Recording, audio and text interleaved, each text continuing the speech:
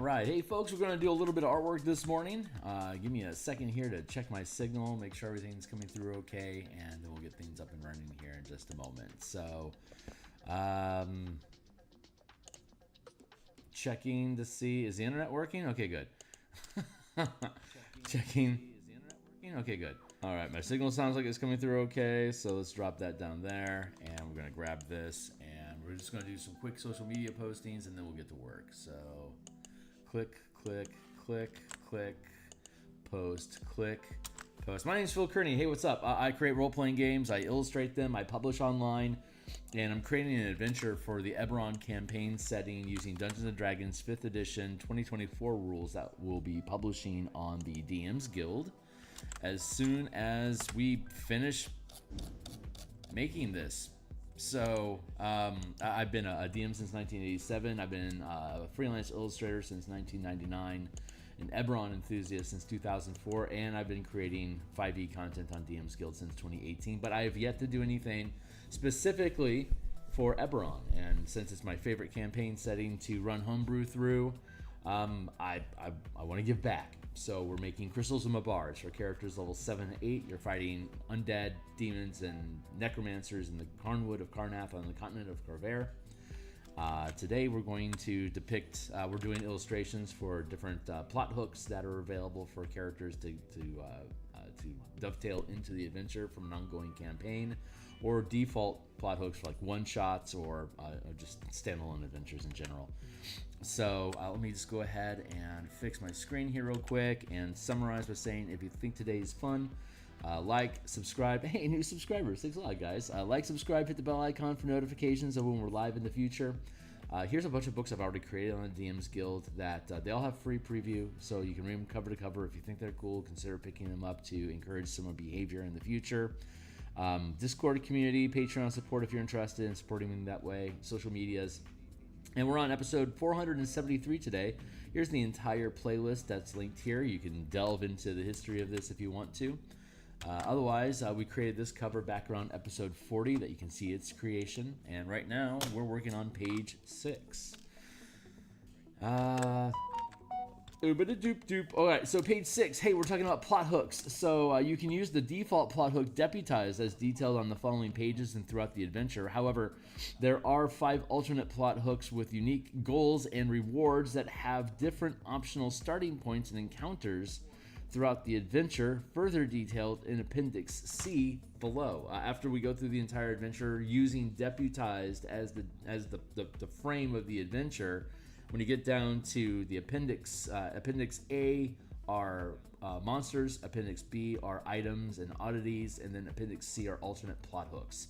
So once you get down into C, you'll see that we have these 5 alternate plot hooks that start you at different places in the adventure, gives you different pieces of information, offers different rewards, and has unique challenges that are that further the narrative of your unique plot hook. And then beyond that, we also have a section in Appendix C about combining these different plot hooks together to help sculpt this adventure to sit inside of maybe an ongoing campaign that you're already running, or where to take the adventure. And like you've got 5 plot hooks, right? If you don't use the gatekeepers in your adventure, the gatekeepers can become antagonists. If your team takes over the facility where the adventure takes place, creating a manifest zone, the gatekeepers may decide they want to destroy that manifest zone location anyway, and they become your enemies. Same with the Silver Flame, Church of the Silver Flame. They might not be in the adventure and they show up. You could be hired by Aether Academy to retrieve the artifact that was stolen from their archives, and then run into the 12 who hire assassins to eliminate the people that have control of the eye. So if you have the eye when the 12 assassins find you, now they become a rival that you're going to have to deal with. So there's a lot of fun ways that you can blend or take cues from these different plot hooks to be able to create additional confrontations and opportunities for your characters. So these are the 6 plot givers that the characters use as basically contacts or quest givers, I guess is the term, and reward you for your efforts at the end of the adventure. And so we have Deputized, And we have the 12, Aether Academy, the Silver Flame, the Gatekeepers, and then Friends and Family. And I don't know how to.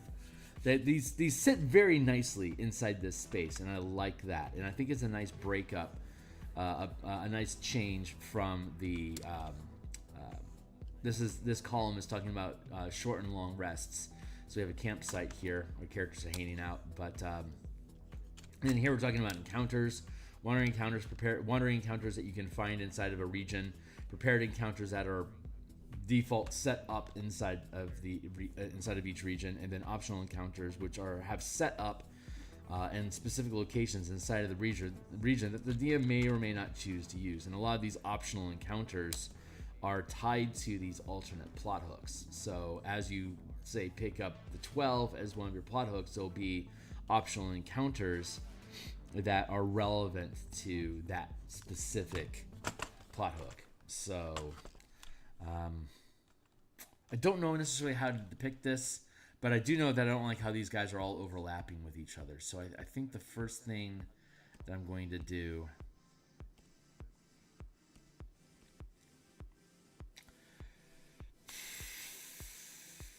like I could have like hook 5, hook 1, hook 2, hook 3, hook 4, hook 5.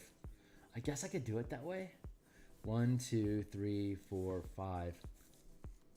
That would probably be a smoother flow.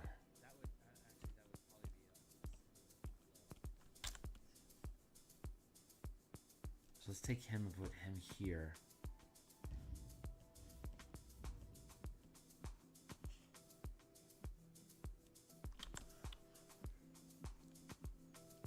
Take her, put her there.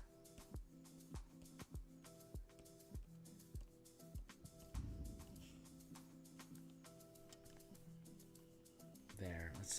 Let's drop him down a tick. Okay, that feels better.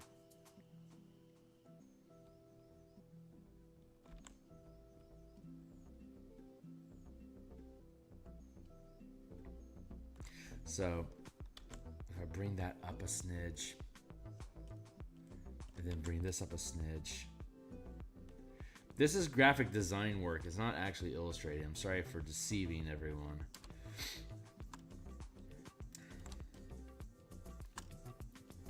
This feels better.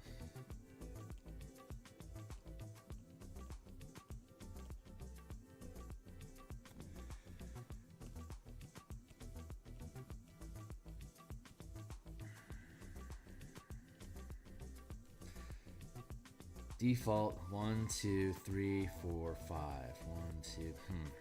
How am I gonna? My biggest challenge is how do I want to settle these things? I could cutty pasty like hook 1, deputized, the 12, Aether Academy, Silver Flame, Gatekeepers, Friends and Family. There's some inconsistency in them. I could go default, hook 1, hook 2, hook 3, hook 4, hook 5. That would be a consistent size because default's roughly the same size as hook 1 and hook 5, hook 4, hook 3. That might be a better way of doing that. I haven't.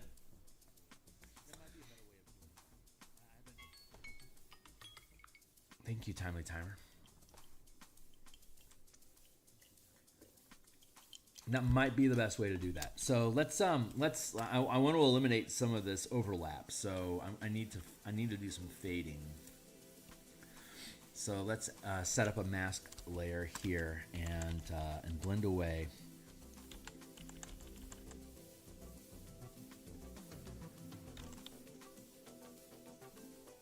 So it just more easily melts into the environment.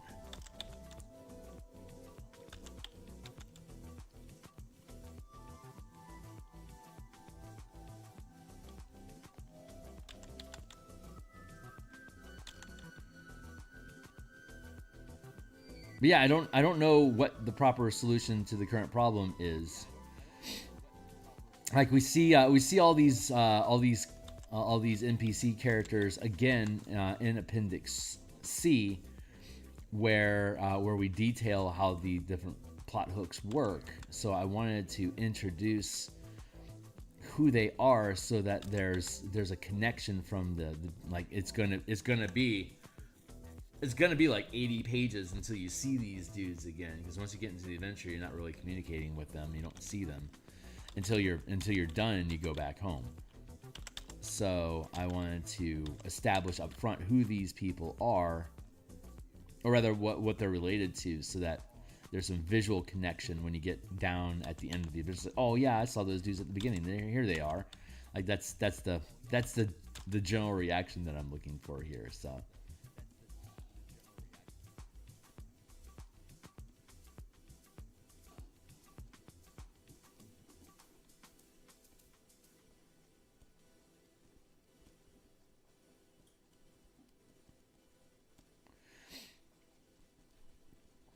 And on all honesty, I had space on this page and I didn't know what else to do.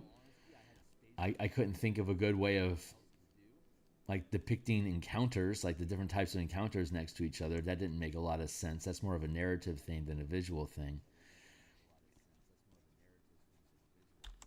So this just seemed this just seemed the most intuitive thing to do for this particular column.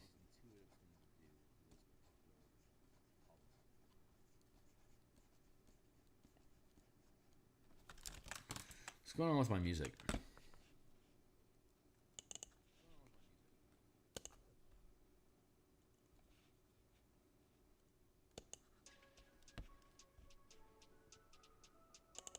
Hopefully that'll take care of us.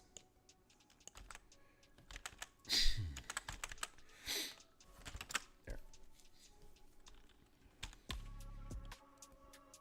So I'm trying to trim away with a fade here the bottom of each of these, because the bottom edge of these busts aren't really important, and it'll help hopefully create some space for us to be able to put like default plot 1, plot 2, plot 3, plot 4, plot 5.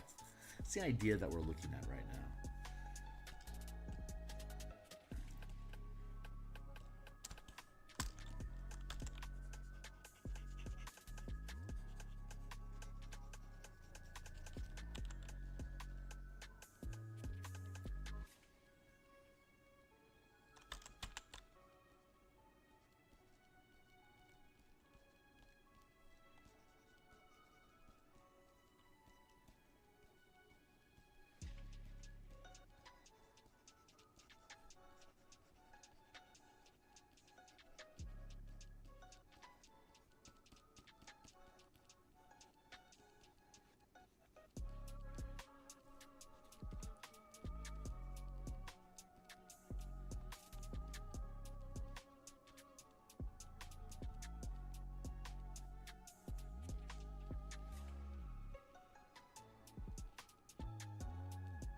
There we go.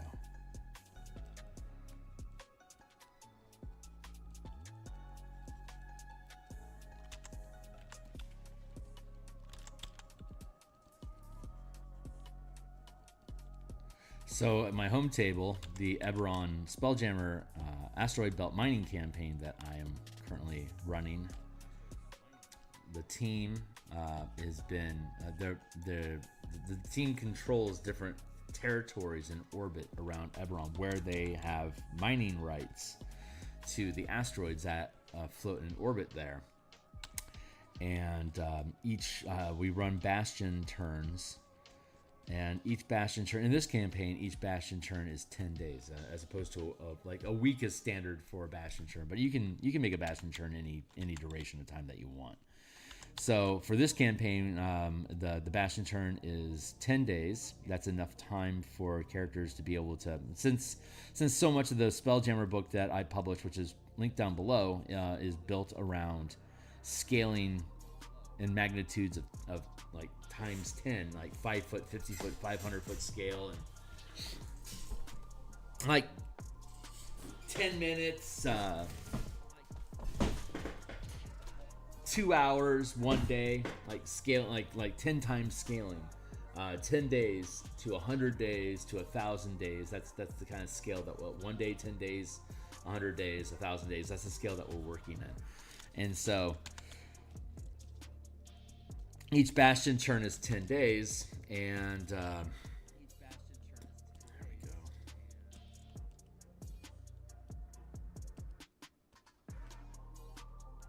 Huh. Hold on. Yeah, okay, we're doing fine. Just go here and here. Let's trim off the bottom edge here.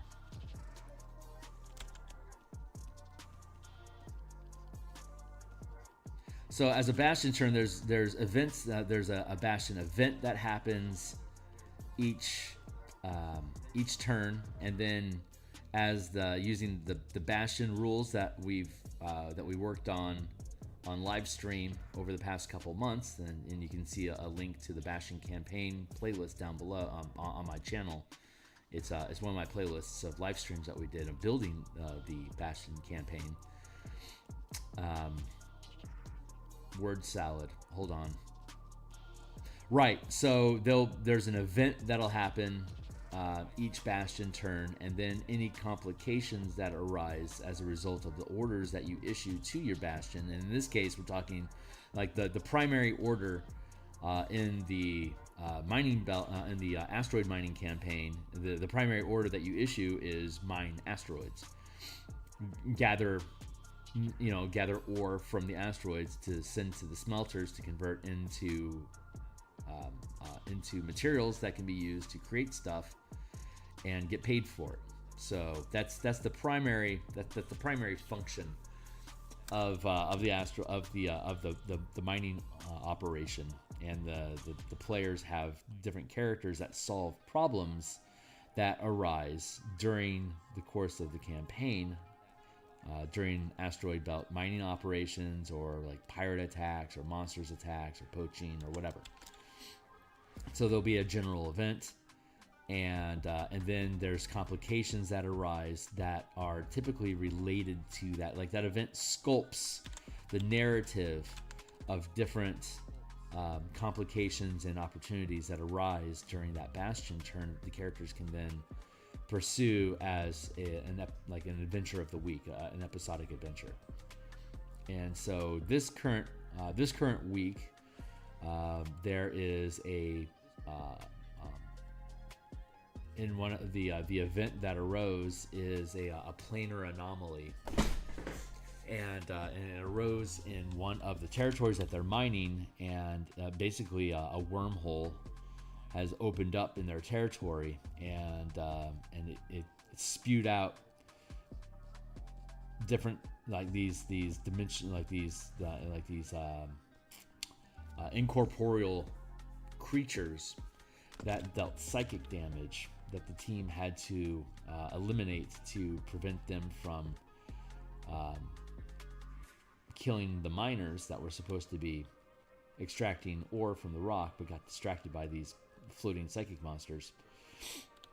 It also disrupted the orbit of the asteroids. So now a number of the asteroids are falling towards the planet, and are too large to burn up on entry. So they're going to damage somebody's facility. That's what's going to happen. They're going to hit a community. They're going to destroy the community, and it's the team. Since it's in the team's territory, it's the team's responsibility to resolve it. So if they can get their mining operation back up and running and eliminate these monsters, then the miners can just go take care of the asteroids before they planetfall. So it's not a huge threat. It is a motivator, though. So the team has eliminated the immediate threat of the incorporeal creatures, the etheric. We'll call them ethereal creatures, for lack of a better word. But they've eliminated the ethereal creatures that were harassing their miners. So now the miners can go take care of the free-falling asteroids and protect people from being killed. But now there's also the anomaly. So the team last episode eliminated the threats and then started exploring the anomaly, and they decided to dive into it. And it's basically warp space that's leading them to an unknown destination. So when we pick up our adventure this afternoon, they're going to explore wherever it is that they get spewed out at. And obviously I know where they're going to. They don't. But it's going to it's great timing because they were running out of territory to expand into, because they were running into rival mining guilds that have already claimed the territories that they would naturally expand into. So they're getting squeezed and choked off of being able to expand their territories any, which means that they can't gather any more resources and, you know, expand their character options during adventures. So that's a concern of theirs, but now they've found this wormhole. They have to figure out, they'll have the opportunity to decide if they want to use this wormhole to access new territories that they can expand, but it's separated by a wormhole. So if the wormhole collapses, they lose access to those territories that they claim. And there's the issue of these creatures coming from the void and potentially attacking them on both sides of the wormhole exit. Then there's the issue of keeping the wormhole in their territory and not having it taken away from them by, like, you know, governments. It's a scientific anomaly, so it's of interest to powerful organizations, too powerful for the characters to be able to fight directly. So we're going to see what kind of opportunities arise as a result of this thing existing. We haven't figured that out yet. That's going to be a separate Bastion turn. That'll be the next turn of people starting to discover this thing exists. The team might just decide this is more trouble than we want, and they're going to try to figure out how to destroy it. Or they could be, this thing is awesome, we want to control it, and then them figuring out how they can retain control over it. Or they could sell it. Like, we're going to sell off our territory to somebody else and profit from it, which could be a massive gain. But it's going to punch a huge hole in their territory. It's like in the middle of all their territory. So it creates an inconvenient location that they'll no longer have control over. But they could potentially swap out, depending on who it is that they negotiate with, they could potentially swap territories and open up new avenues for them to expand and reshape who they border with, changing potential challenges in the future. So I'm not sure which path they're going to go, how they're going to decide to play it, but it's a fun opportunity for the team to make an impact on, like, what do we want to do with this campaign, where do we want to go. And this is a really great opportunity for them to take ownership of the next few months of campaign space, and what kind of conflicts they're probably going to have to deal with. So I'm really excited for them. I'm looking forward to seeing how they decide to deal with those challenges.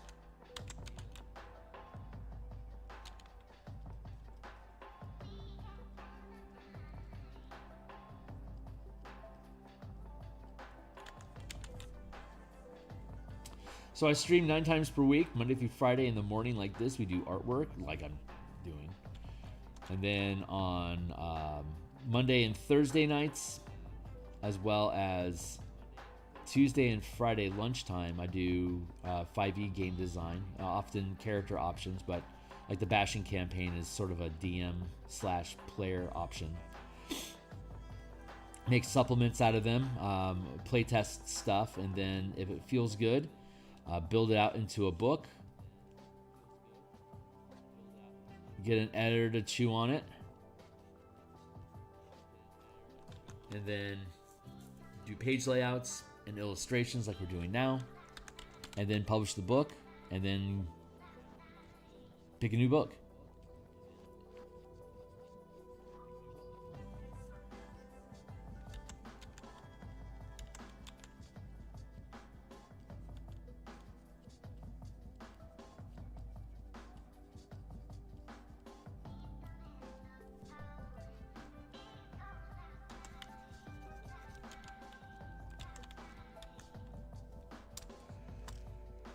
That seems okay. Let's grab this dude here.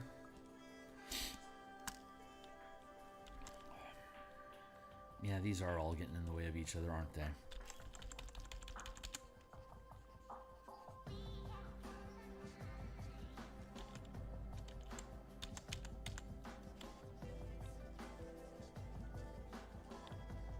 I'll probably going to have to reduce the size of each of these to be able to just fit inside the space better and provide more information. But I think this fading trim process is something I was going to end up wanting to do anyway. So I don't feel like this is wasted time.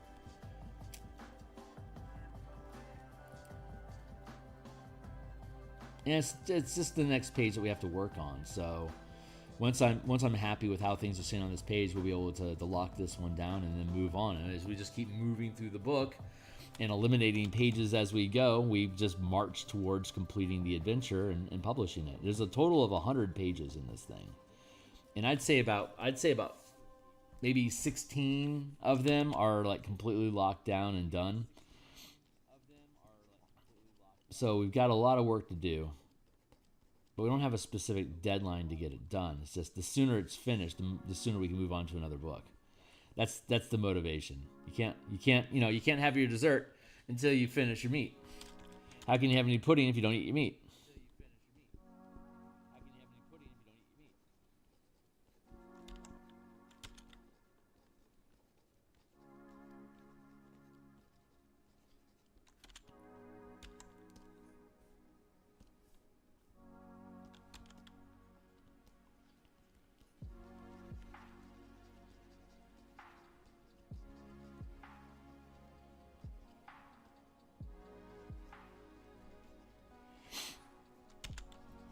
I did not get good sleep last night.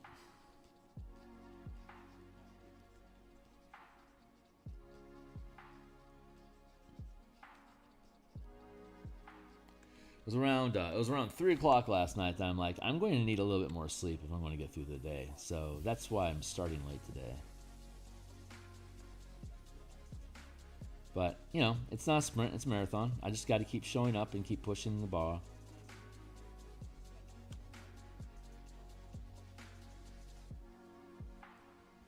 Being really picky about this fade. Fades are tricky things. If you fade too much too quickly, it looks weird. If you fade too little too long, it looks weird. It's just like there's this comfortable space where you can do what you do and fade it out so it looks natural. That was word salad. Don't mind me.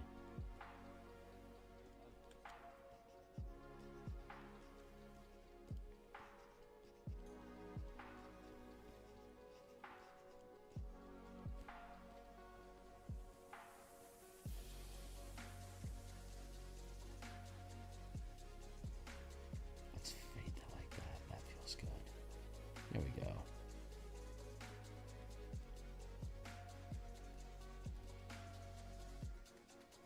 Yeah, I think I'm gonna have to reduce this. I mean, we have plenty of space.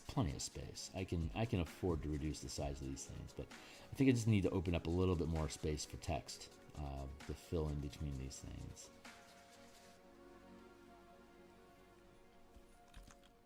That feels pretty good though. Dunk, dunk. It's Professor Dunk. Dunk, dunk.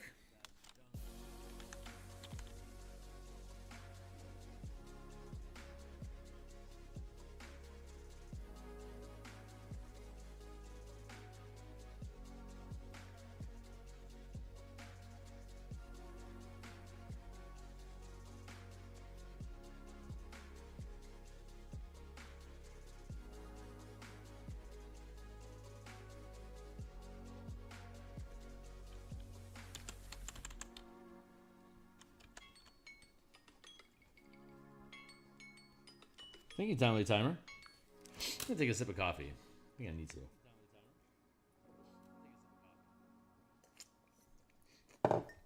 Nice.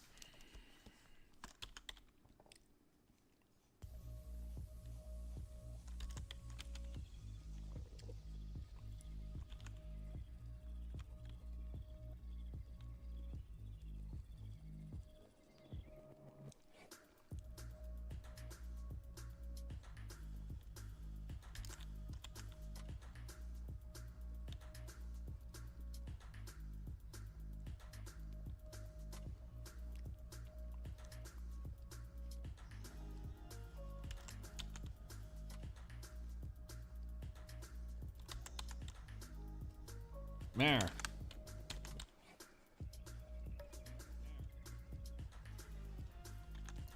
Yeah, I'm happy with that.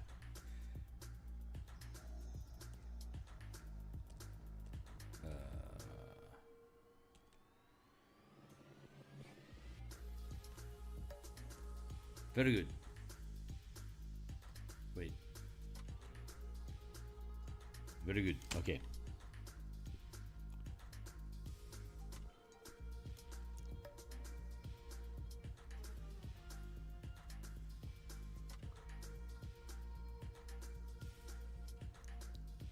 I like to kick my foot up underneath me while I'm sitting on my chair. So I got one foot on the ground. I got the other foot basically like, you know, like folded up in front of me. And I lose blood after a while. But I hate sitting with both of my feet on the ground. I don't know why I don't like to do that, but I always like having one foot kicked up and folded in. So occasionally I have to flip around because I lose blood in one foot, so I have to switch. I have to flip how I sit in my seat.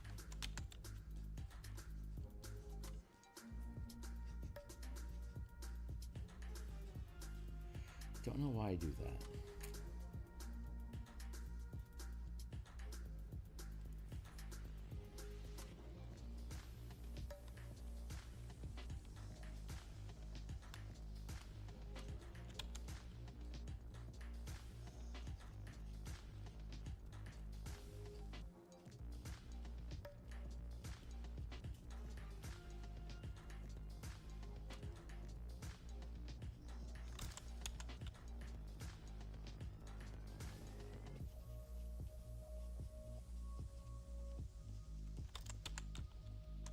Very nitpicky here.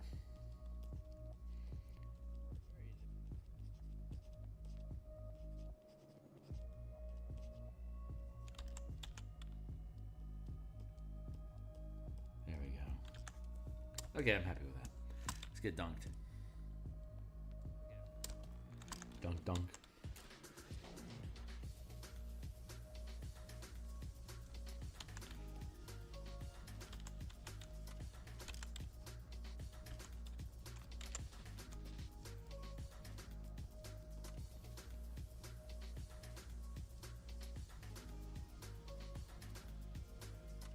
I feel like I need to save, so I'm going to hit save real quick. And take a sip of water while I do it.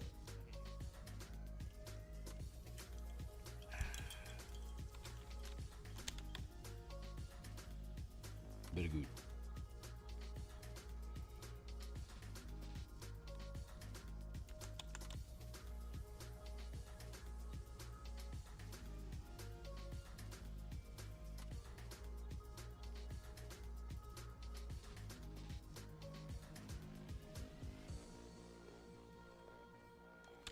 Drop my opacity. The strength of my smudge down to like 30. That's that. Yeah, let's get down to 30 something. The 20, generally the 20 to 50% range for the smudge brush is where I find the most effect of leaving pixels behind. Like, it's the best fade for this type of manual work that I do.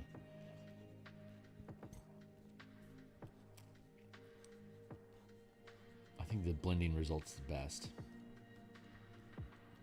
And I could just because of the type of brushes that I use. It might be different with different types of brushes, but the brushes I use are all custom to work that are designed to complement my workflow and how I like how to say you can there's umpteen billion brush sets out there that you can pick up for Adobe Photoshop or like Krita or whatever. Designing brushes is cool, and in some instances can expedite workflow by having like they're basically like ink stamps that you can just press, you know, tap tap tap tap tap to create like pre-built shapes as your brush, and that certainly helps collapse time frames when you're doing patterns and stuff like that. Very, very good idea. But those are assembly features that help expedite workflow for visually repetitive elements. but they don't actually improve your art. Like, brushes don't improve art. And that's apparently something that crops up in the digital art space of people asking, hey, what kind of brushes do you use? It's like, I use whatever I need to get the job done. It's like, that's not, like, I could recommend the brush sets that I use, but that might not be any good for how you actually do art. Like, if you have a really crisp style, using brushes that have very soft blurred edges, that's those brushes are antithetical to the style that you're cultivating. So you kind of gotta keep in mind, like, what style do I operate in, and what tools am I using that help or hinder that development. So I don't place a lot of value in brush sets in general, though. I believe on Tuesday I'm going to build out my brush set here and post the brush file on my Patreon. My Patreon is linked down below. I made a promise that when I got to 500 subscribers, I would put that brush set out there just as a thank you to the community.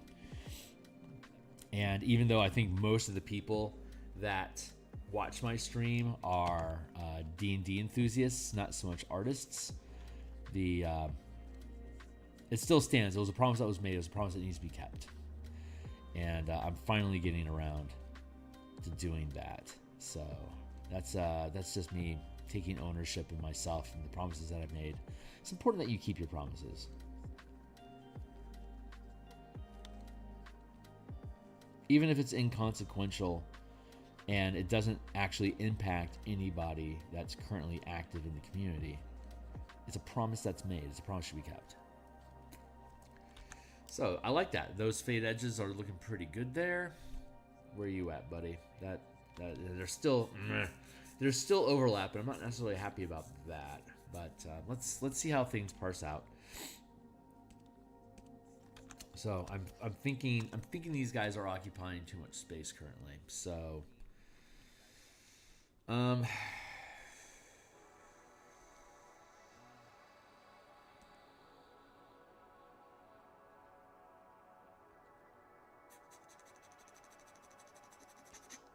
think what I'm going to do is I'm going to duplicate the group.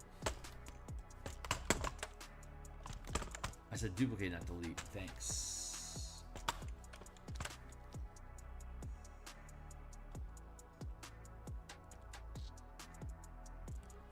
We're going to apply the layer mask. Apply.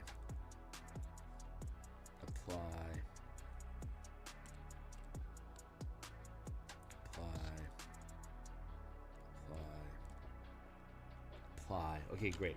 So we have the original set. Now we have these that we've just applied. We can free transform, reduce the size of all of them, and then reposition.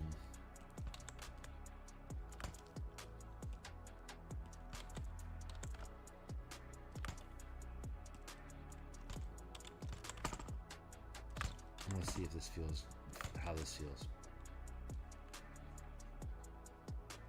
I'm liking the spacing on this a little bit better already.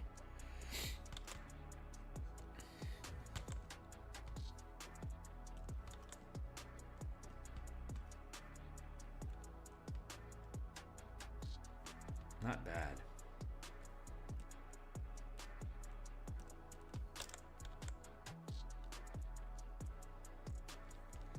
Gotta be mindful of the height.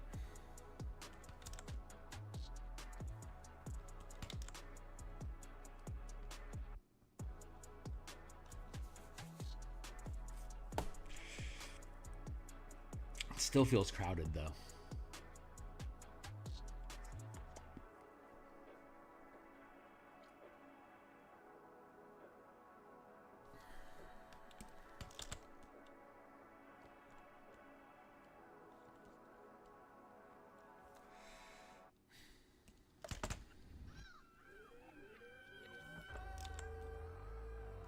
think the problem that I'm having is that plot hooks, encounters, short and long rests. I like how that information flows. I'm just sad that the illustration space here is talking about the plot hooks over here in this column, and that the illustration is straddling or is sitting on top of the encounters notation. I don't want to move encounters to the top because that's going to be too much weight at the bottom of the page. There's too much color density at the bottom. I have to push it out over here to help balance it a little bit better. But it doesn't feel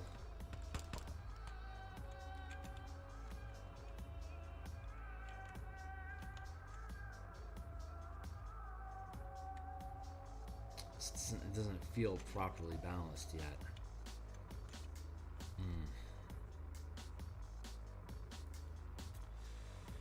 What could I do?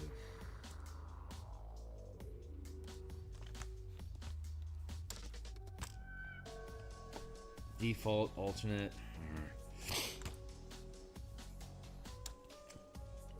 Church of the Silver Flame, that's such a long title. Gatekeepers, Silver Flame, Friends.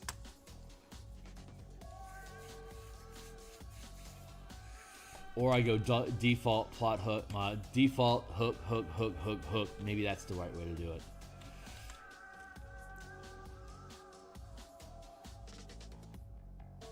Sure, let's just start here and see where this takes us.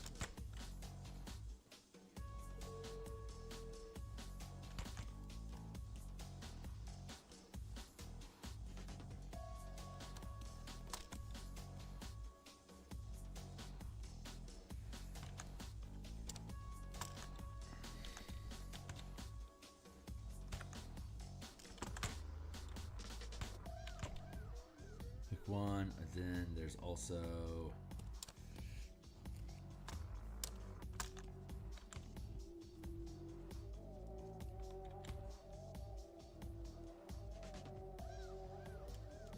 alternate hook 1 to 12, and then there's just hook 1 to 12, and then there's just the 12. It's like, which one is the best? I don't know. Yeah, that's way too big.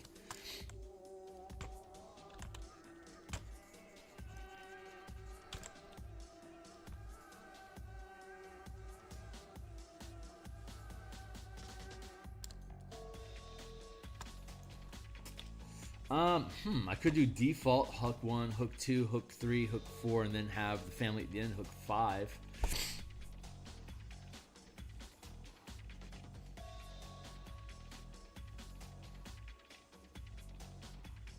Maybe that is the most organic way to do that.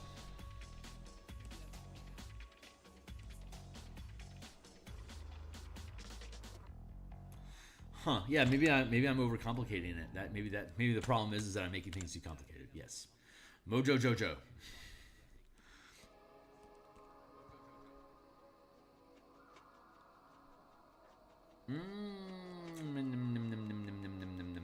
So let's make another layer. Duplicate the group again. We'll eliminate the ones that we don't use.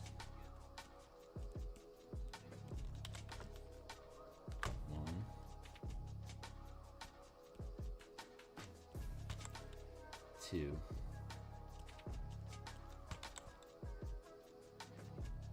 3,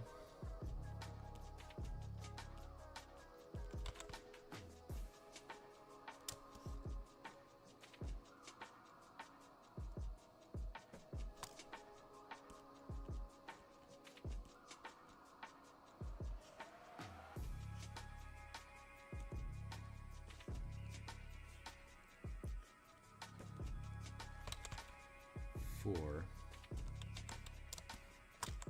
5.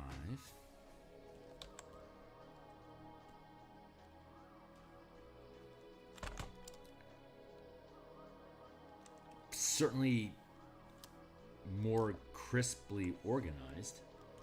Crisply?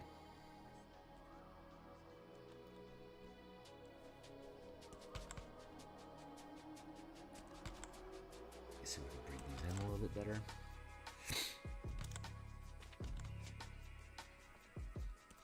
It's less artsy, but it seems more practical to do it this way.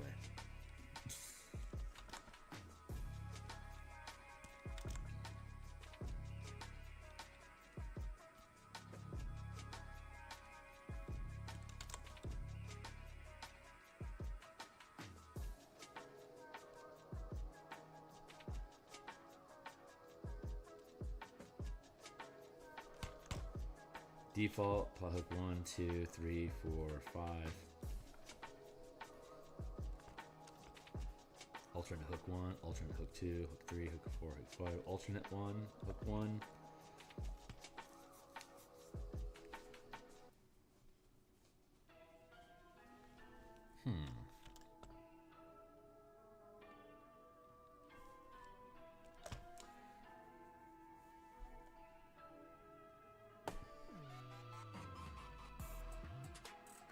Yeah, don't hate that.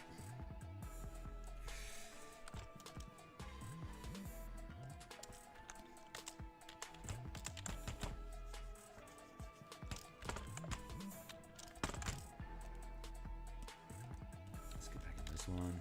No. Back to here. Thank you.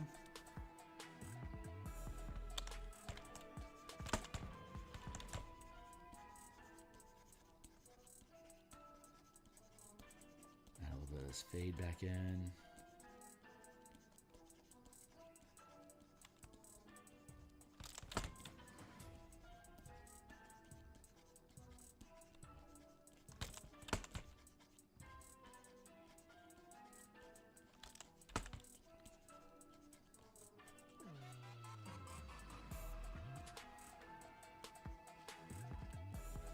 Seems okay.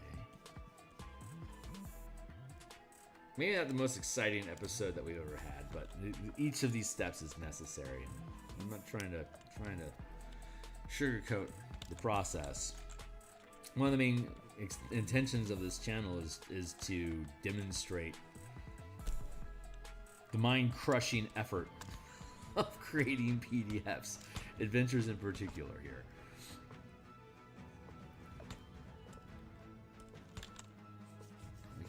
Trim that down here as well.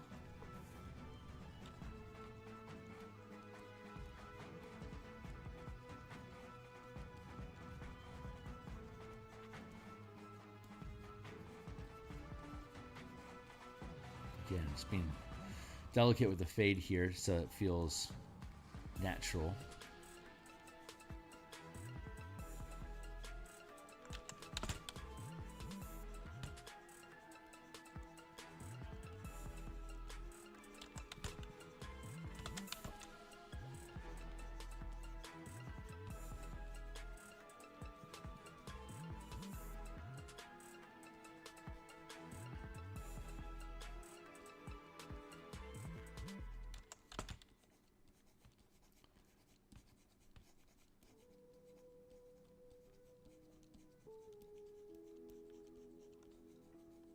It should probably do pretty good.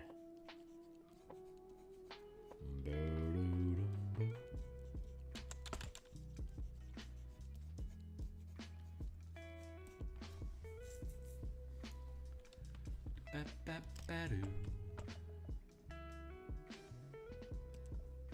go to page 7 here real quick. Just take a look at it. Nope, too far. I want to go to 3.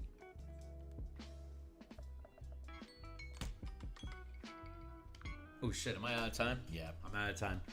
So this is page 3 with the different factions, the Emerald Claw, Red Wolf Company, local villagers. Fun stuff. The map that we did. You still need to put a scale in here. Probably down here in the corner, scale, blah. I'll also still need to work the frame because this is not the final frame. It's just a placeholder. But I've been more concerned about filling in the actual illustrations and then seeing how the frame works with the illustrations we built. So because I can reshape the frame any way that I want. Cover page, factions. This page is going to be tricky for me to figure out because I'm trying to do. I want to depict like the relative position of each of these. This might not actually be the best way to do this. The best way to do this might actually be like this, like grabbing these elements here. The village, the forest, the manifest zone with the tree, with the 3 locations inside the manifest zone, and then underground beyond those 3 locations. Each of the locations in the manifest zone lead to the underground facility. So you've got the village, the forest, the manifest zone, the locations in the manifest zone that then lead down into the facility where the Nexus and the Necromancers are at. So you have this just physical location progression triggering different location-based events. So, and those encounters are all pretty static, while we have timing-based events that are optional encounters throughout the adventure as well. But the prepared encounters are generally pretty static location-based things. So depicting the different locations that the characters have options of going to.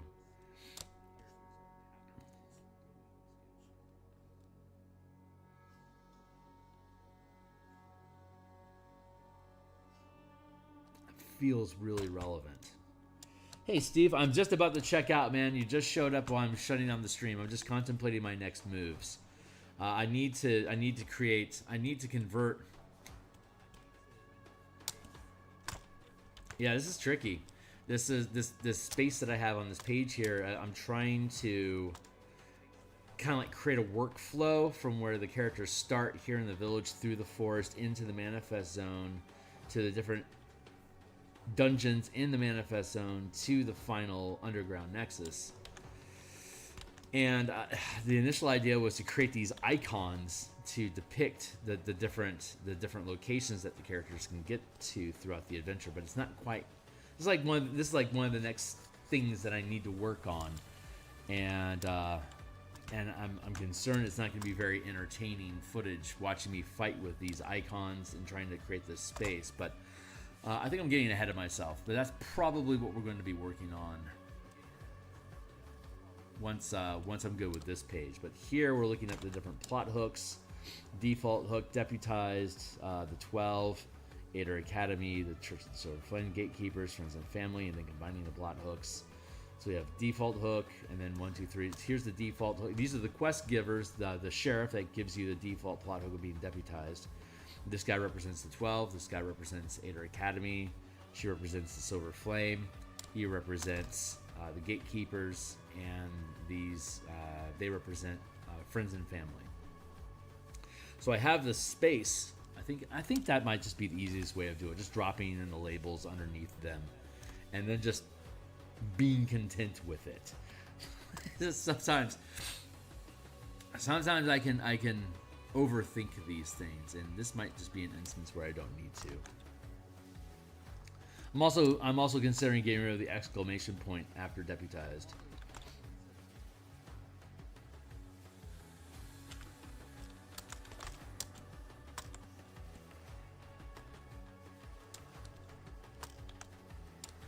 That's how that would look.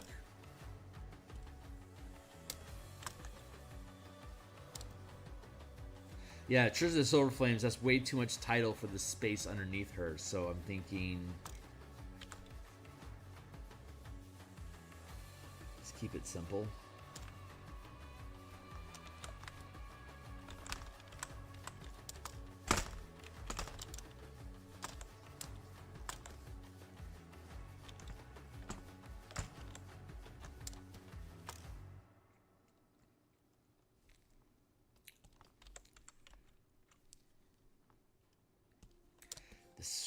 This might actually work.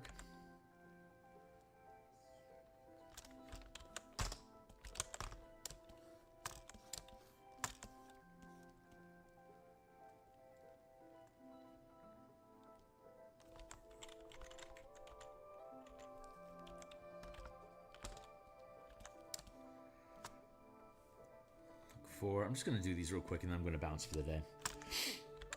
I'm going to be back tomorrow morning working on a new page, and probably those icons. Thursday night is role playing with Wally DM, Fred Wheeler, and AJ Pickett, and whoever else it is that we decide to pick up along the way for Super Atomic RPG. It's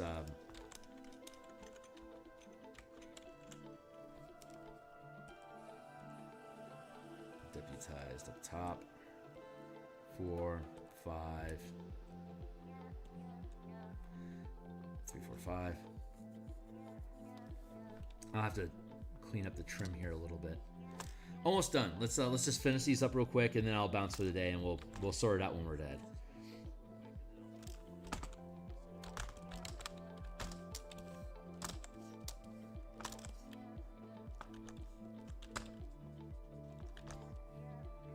Yeah, this seems to be. I mean, it's not very imaginative, but it's doing the job.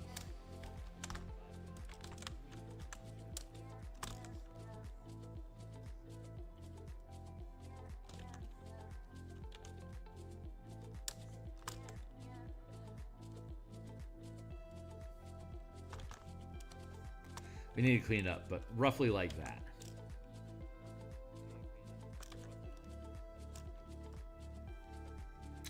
We'll have to, that's not perfect. It's squeezing this a bit, and I don't like that, so I need to create a little bit more space.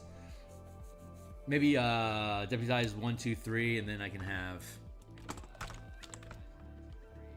these here like that, and push these people down, so there's a little bit more space there. That might be a way to do it, and I can just put a line separating them. Who knows? Anyway, I gotta bounce. I gotta do my day job. I'm out of here for now. I'll resolve this tonight. It'll end up being good, but yeah, the book's good. The preliminary preview tests work just fine. It's all gonna come together. It's just we got to put in the time, and that's what we're doing. Anyway, that's it for now. I'll be back tomorrow morning, and tomorrow night we'll do Super Atomic on Wally DM's channel, and then I'll follow up with continuing to work on the Bard subclasses and finish those tomorrow night. On Friday, we'll be back in the morning for an extended session. I have a vacation day on Friday, so I'm going to have a long stream that will run on Friday doing whatever it is that we do here. And then I'll have a Friday, my Friday design lunch. We're going to have a long stream on that as well. Working through and hopefully finishing the Warlock. And then Monday and Tuesday next week I have off. I'll have an extended morning session for artwork then. We'll have a Monday lunch, and we'll have a Monday night stream. And then Tuesday I have off. We'll have an extended breakfast art stream, and then I'll have an extended lunch stream again. Probably finishing off all the subclasses and class design for the 5e24 color mana system.